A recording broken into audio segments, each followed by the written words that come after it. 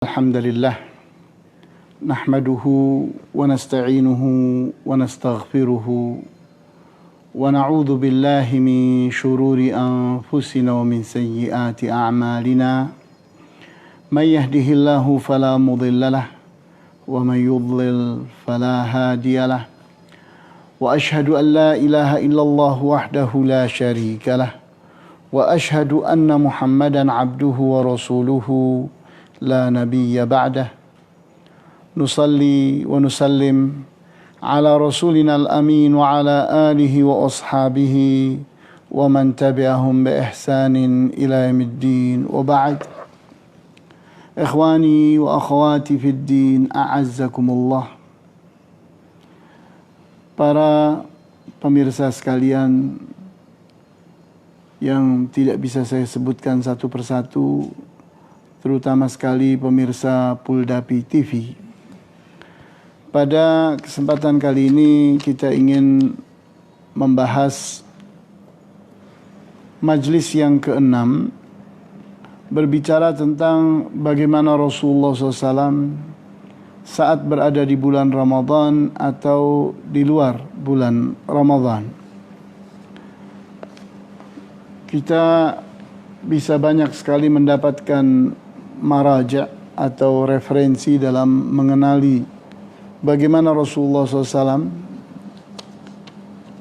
entah itu gambaran tentang tubuhnya, pakaiannya, perbuatannya, sikapnya, sifatnya dan sebagainya dalam banyak buku.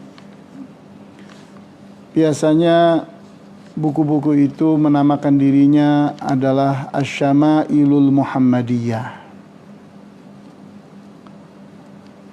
Sehingga kita ingin memetik beberapa di antara apa-apa yang menjadi keadaan diri Rasulullah SAW, bagaimana cara beliau dalam mengamalkan amalan-amalan yang bisa kita tiru khususnya di bulan Ramadan. Rasulullah SAW adalah orang yang sangat kuat sekali melakukan ibadah,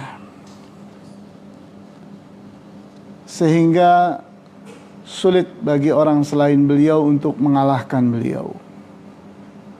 Sehingga kewajiban kita adalah bukan mengikuti kadar beliau, namun berbuat sekuat kadar yang kita mampu. Karena beliau itu sangat-sangat kuat sekali dalam beribadah. Salah satu gambaran betapa kuatnya Rasulullah SAW dalam beribadah, di antaranya adalah bagaimana beliau itu sholat malam. Beliau melakukan sholat malam itu begitu panjangnya, sehingga karena lamanya beliau berdiri, bengkak betis-betis beliau. Sehingga Aisyah sebagai istri Rasulullah SAW pun menegur beliau dan bertanya, "Lima taf'alu hadza wa qad ghafarallahu laka ma taqaddama min dzambika wa ma ta'akhkhar?" Mengapa engkau melakukan hal yang demikian ini, padahal engkau adalah orang yang telah Allah ampuni, baik dosamu yang lalu ataupun dosamu yang akan datang. Jawaban Rasulullah SAW adalah, "Afala akunu abdan syakura?" Tidak bolehkah aku ini menjadi hamba Allah yang banyak bersyukur? Hadis ini sahih, diriwayatkan oleh Al-Bukhari dan Muslim. Tergambar bahwa Rasulullah SAW itu disifatkan sebagai orang yang begitu lamanya dalam melakukan sholat di malam hari. Sehingga di saat ditanya kenapa, dijawab bahwa beliau itu ingin menjadi hamba Allah yang banyak bersyukur. Sehingga kita pun menangkap sebuah pelajaran penting bahwa salah satu niat, salah satu tujuan, maksud kenapa seseorang itu beribadah kepada Allah, maka jawabnya adalah karena ingin mengungkapkan rasa syukur kepada Allah dengan cara beribadah.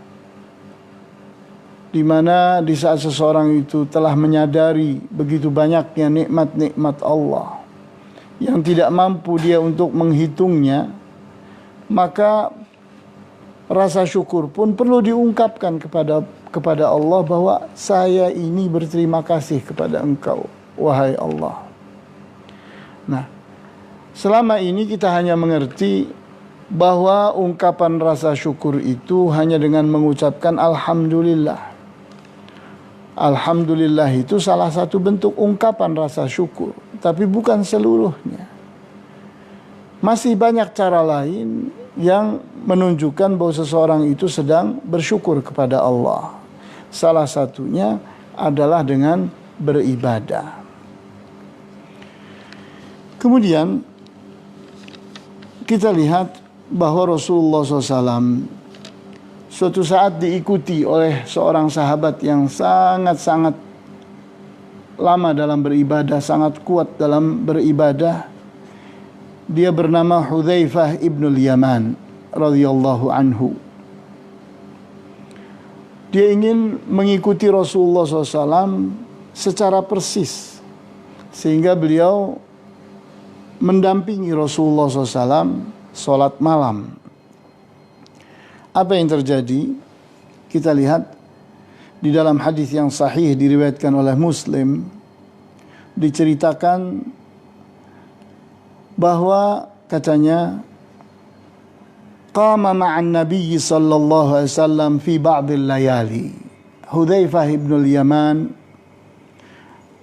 salat bersama Rasulullah SAW beberapa malam.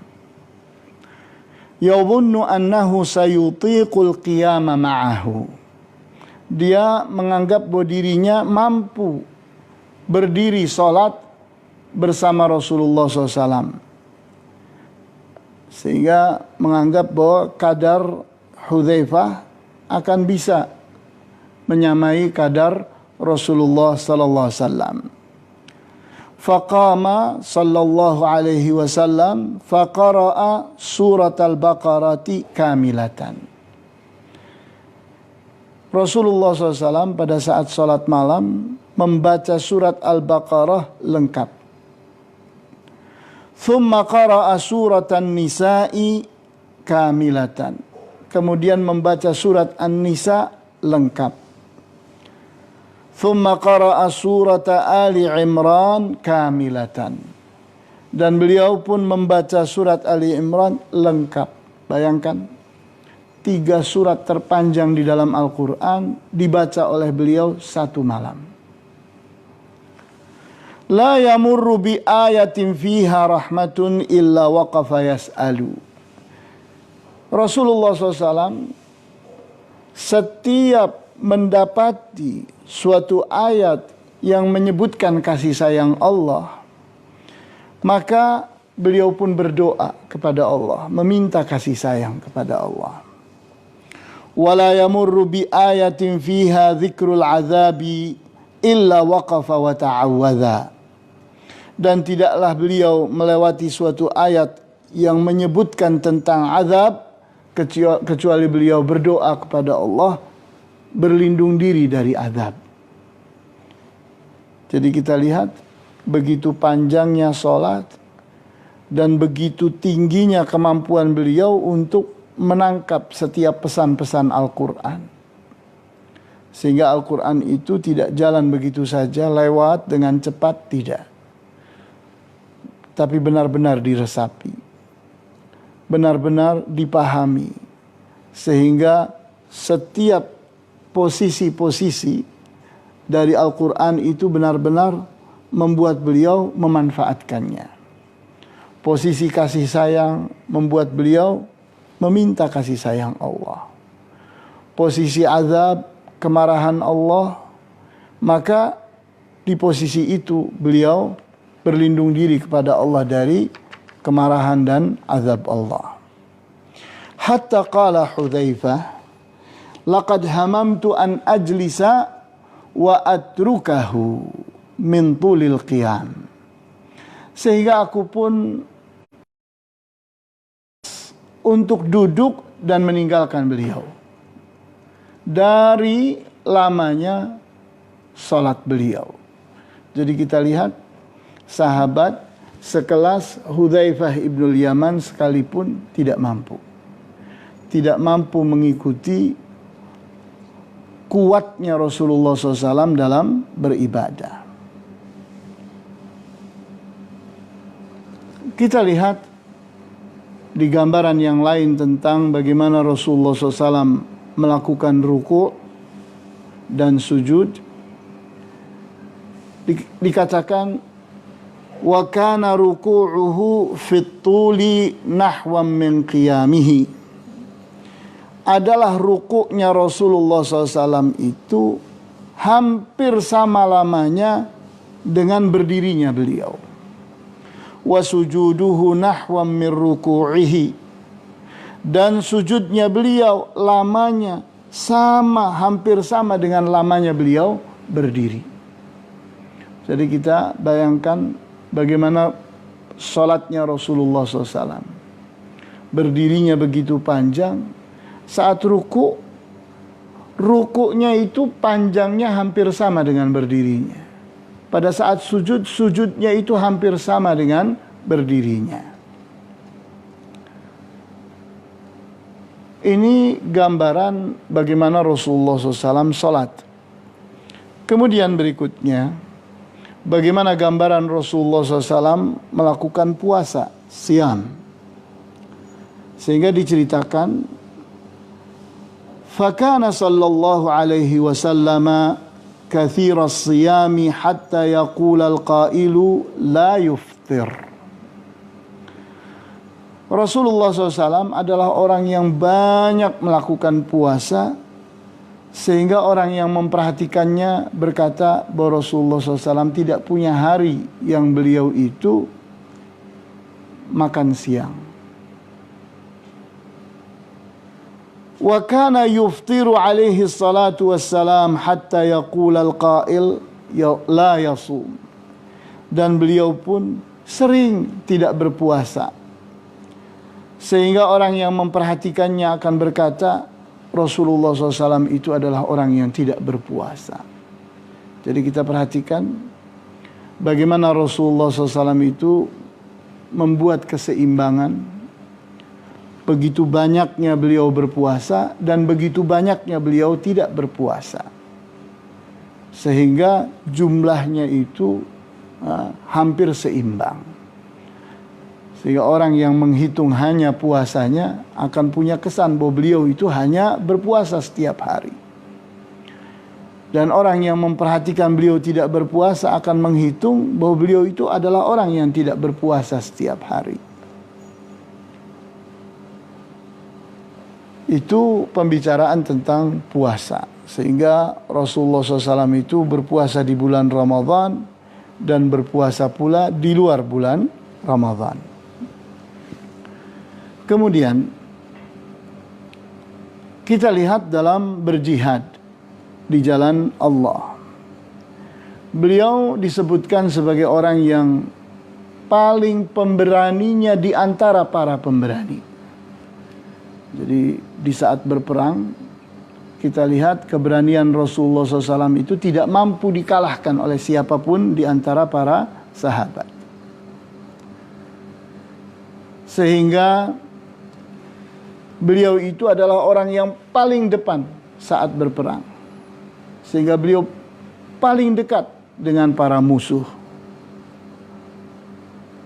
Kita lihat di antara para sahabat yang paling pemberani adalah Ali bin Abi Thalib. Dia sangat terkenal sekali keberaniannya dalam berperang. Tapi apa yang terjadi? Ali bin Abi Thalib pun menyebutkan dalam beberapa riwayat, di antaranya adalah riwayat Ahmad. Dikatakannya kunna nattaqi bi Rasulillah sallallahu alaihi wasallam idza hamiyal watisu wa ahmarratil hidaqu kana aqrabana ila al-aduwi alaihi salatu wassalam. Adalah Rasulullah SAW adalah tameng kami, tempat berlindung kami di saat perang itu telah berkecamuk demikian dahsyatnya, demikian panasnya. Beliau adalah orang yang paling dekat dengan musuh.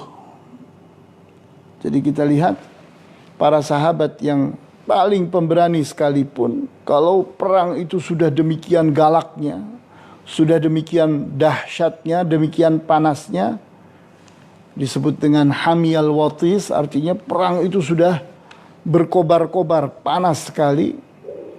Para sahabat di saat keadaan yang seperti itu, beberapa di antara mereka berlindung di belakang Rasulullah SAW. Kemudian berbicara tentang bagaimana beliau bersedekah dan bagaimana beliau itu sebagai seorang yang pemurah, orang yang sangat mulia budinya, sehingga mudah sekali buat beliau itu untuk memberi apapun untuk orang. Sangat mencintai orang lain, sangat perhatian dan berkasih sayang kepada orang lain. Di mana Rasulullah SAW diceritakan dalam sebuah hadis yang diriwayatkan oleh Al-Bukhari dari Aisyah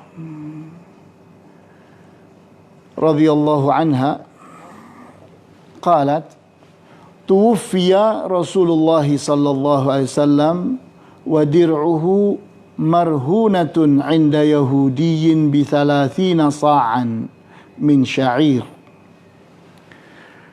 Rasulullah SAW pada saat wafat, pelindung dada beliau, ini kita lihat orang berperang itu punya lapisan baju yang disebut dengan dir', yang artinya pelindung dada. Itu ternyata menjadi rahan, menjadi agunan untuk berhutang atau mengambil 30 sa' dari gandum. Jadi saat beliau mengambil gandum 30 sa' dari pedagang Yahudi, itu beliau letakkan sebagai agunannya adalah pakaian pelindung dada beliau. Jadi kita lihat di sini itu Rasulullah SAW. Padahal kalau beliau menghendaki bisa beliau itu menjadi orang paling kaya di kalangan para sahabat. Karena perolehan beliau itu sangat banyak sekali. Terutama dari pampasan perang. Karena jatah beliau itu tidak kurang dari 20%. Humus. 1/5 dari seluruh pampasan perang. Sehingga kalau beliau mau, beliau bisa tumpuk itu semua menjadi kekayaan. Tapi ternyata itu tidak terjadi. Itu bukan sifat Rasulullah SAW. Beliau bukanlah orang yang suka menumpuk-numpuk harta. Beliau adalah orang yang terkenal sebagai orang yang tidak pernah menolak orang yang meminta. Sehingga beliau itu sangat dicintai oleh orang-orang fuqara dan masakin. Sehingga suatu saat diceritakan di dalam hadis yang diriwayatkan oleh Sahal ibnu Sa'ad. Hadis ini sahih diriwayatkan oleh Al-Bukhari, di mana diceritakan ada seorang perempuan datang membawa kain yang disebut dengan burdah. Kain burdah itu adalah kain yang panjang, di ujungnya itu ada rambe-rambe. Nah, Nah, perempuan ini memberikan burdah kepada Rasulullah SAW dan dikatakannya bahwa ini adalah tenunanku, aku yang membuatnya.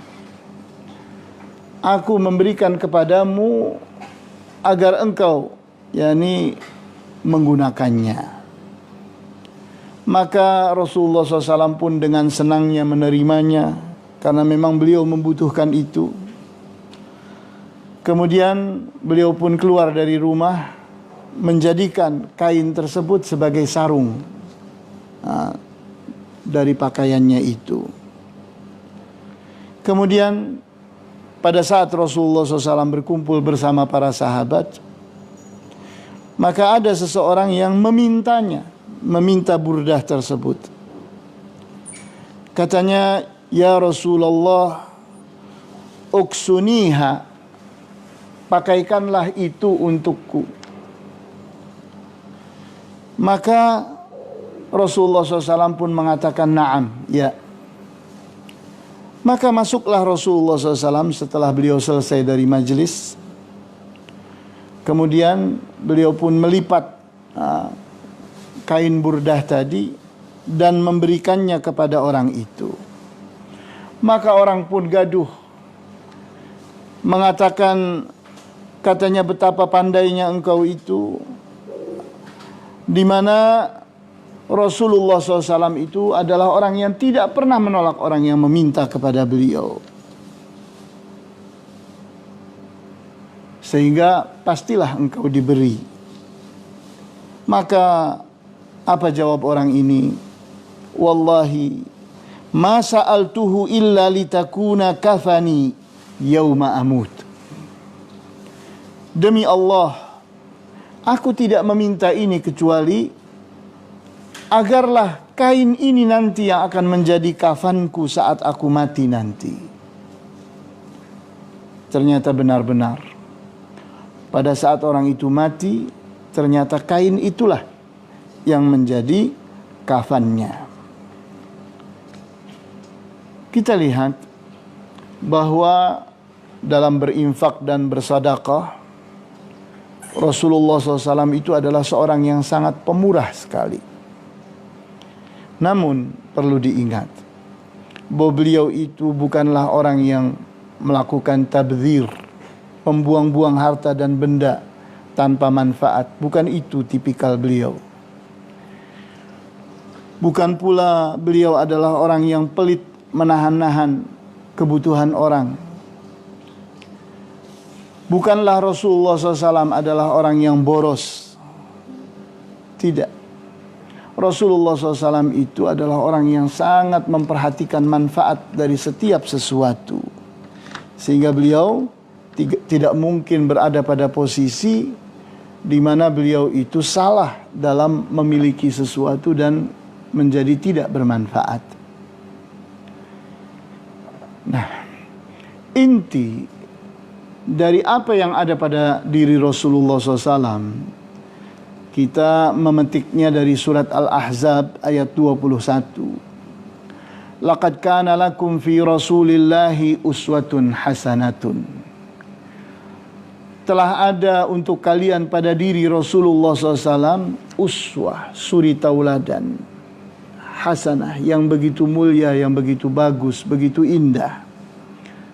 Jadi kita di saat ingin menjadi orang yang mulia, maka tirulah Rasulullah. Jadikanlah panutan kita, contoh kita, suri tauladan kita adalah Rasulullah SAW.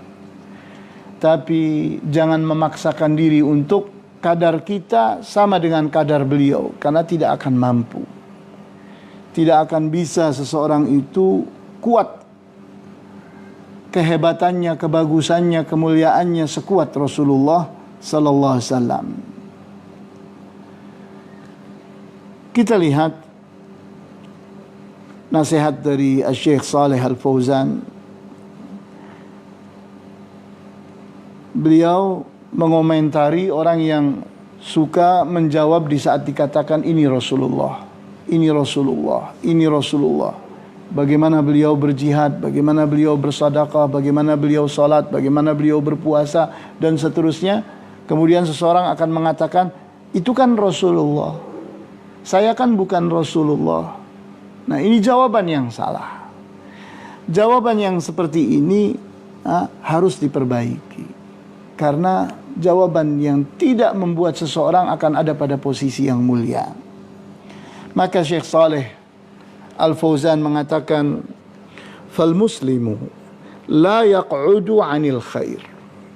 Seorang muslim itu tidaklah dia akan duduk dari melakukan kebaikan. Dia mesti bersemangat dalam melakukan kebaikan. Wa yaqulu ana lastu mithlar rasuli sallallahu alaihi wasallam.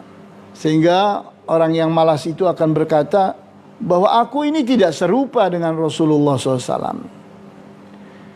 Maka kita jawabkan kepada orang yang seperti ini, anta ma'murun bil iqtida'i bir rasuli sallallahu alaihi wasallam.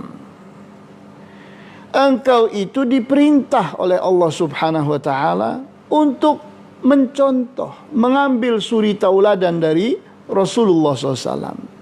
Walakin taf'alu hasba ma tastati'. Akan tetapi engkau melakukannya cukup dengan kadar kemampuanmu. Tidak perlu engkau memaksakan diri. Engkau berbuat sekuat apa yang ada pada dirimu. Tidak perlu memaksa-maksa untuk sama kadarnya seperti apa-apa yang ada pada Rasulullah SAW. Kemudian contoh yang lain adalah bagaimana beliau dalam berdakwah. Kita lihat dari semenjak beliau itu diperintah untuk berdakwah, setelah beliau ditunjuk menjadi nabi sampai akhir hayat beliau, beliau adalah orang yang sangat rajin berdakwah dan sangat siap menjadi korbannya dakwah. Kita lihat musuh-musuh beliau sangat banyak. Orang-orang yang iri dan dengki kepada beliau, orang yang dendam kepada beliau, orang yang sangat membenci beliau, tidak sedikit jumlahnya. Tapi itu semua tidak menghalangi Rasulullah SAW untuk berdakwah. Beliau hadapi semuanya dengan hikmah. Beliau hadapi semuanya dengan cara-cara yang tepat. Sehingga setiap kesempatan beliau gunakan untuk berdakwah. Bagaimana beliau itu keluar dari Mekah menuju ke Taif. Bagaimana beliau itu berkeliling di Mekah. Bagaimana beliau itu memanfaatkan musim haji. Beliau berpindah dari satu tenda ke tenda yang lainnya untuk menasihati orang-orang yang sedang haji pada saat itu. Sehingga kita lihat betapa seringnya Rasulullah SAW berhadapan dengan akibat. Adanya kemarahan orang, adanya kebencian orang, adanya usaha orang untuk mencelakakan beliau. Begitu seringnya. Tapi itu tidak membuat beliau surut dari berdakwah. Beliau terus siap untuk berhadapan dengan apapun akibat daripada dakwah. Sehingga tergambar pada surat Asy-Syu'ara ayat 3, la'allaka bakhi'un nafsaka alla yakunu mu'minin. Hampir-hampir saja engkau itu membunuh dirimu dikarenakan mereka itu tidak mau menjadi orang-orang yang beriman. Sehingga kita lihat bagaimana semangat dakwahnya Rasulullah SAW. Beliau itu setiap berdakwah penuh dengan harapan dan kecemasan. Mengharapkan orang itu untuk beriman dan cemas kalau-kalau orang itu tidak beriman. Beliau sedih melihat orang yang tidak mau percaya kepada ajakan beliau. Tidak mau diajak untuk masuk ke dalam surga. Tidak mau diajak untuk selamat dari api neraka. Kita lihat pula bahwa beliau adalah orang yang berdakwah dan berhasil dalam berdakwah. keberhasilannya itu ditunjukkan dengan jelasnya pelajaran beliau. Sehingga apapun yang ada di dalam Al-Quran telah jelas. Kita dapati ajaran Islam itu lengkap di dalam hadis beliau. Kita lihat bagaimana pemahaman para sahabat radhiyallahu anhum adalah pelajaran yang lengkap buat kita. Sehingga untuk membuktikan bahwa beliau itu adalah orang yang telah tuntas dalam berdakwah. Pada saat haji terakhir yang beliau lakukan, beliau mengumpulkan para sahabat dan beliau pun bertanya kepada mereka semua, "Ala hal ballaghtu? Bukankah aku ini adalah orang yang telah menyampaikan risalah, ajaran Islam?" Maka para sahabat seluruhnya menjawab, "Bala, syahidna." Benar, kami bersaksi. Kemudian beliau pun mengarahkan pandangannya ke arah langit dan berkata, Allahumma syhad, wahai Allah, persaksikan mereka bahwa aku ini telah menyampaikan ajaran itu dengan jelas, dengan terang benderang. Kita lihat bahwa Rasulullah SAW adalah orang yang selalu mengajak orang kepada kebenaran, kepada kebaikan, kepada setiap hal yang bermanfaat, mengajak orang untuk selamat dari api neraka, berbahagia di dunia dan di akhirat. Beliau adalah orang yang sangat jernih jiwanya saat berdakwah. Tidak ada keinginan diri, tidak ada. Tidak ada perjuangan terhadap diri, tidak ada. Yang ada adalah bagaimana menyelamatkan umat, bagaimana membahagiakan umat. Sehingga kita lihat apa yang disebutkan di dalam hadis yang diriwayatkan oleh Ibnu Majah dan Ahmad.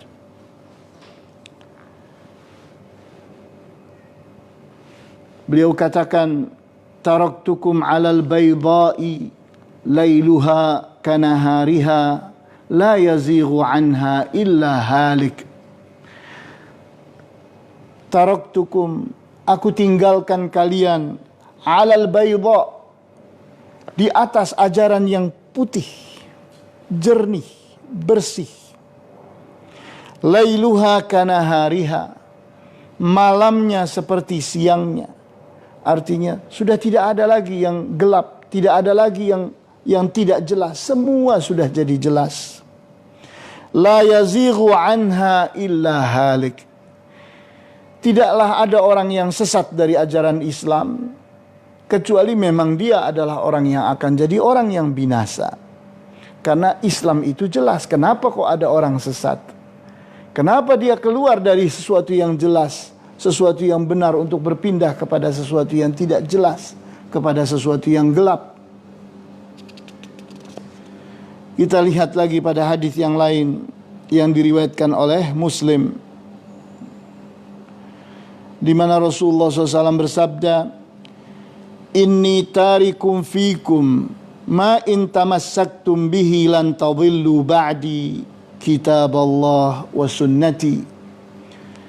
Sesungguhnya aku ini telah meninggalkan pada kalian sesuatu yang kalau kalian berpegang kepadanya, kalian tidak akan sesat setelah aku meninggal nanti. Kitab Allah dan sunnahku.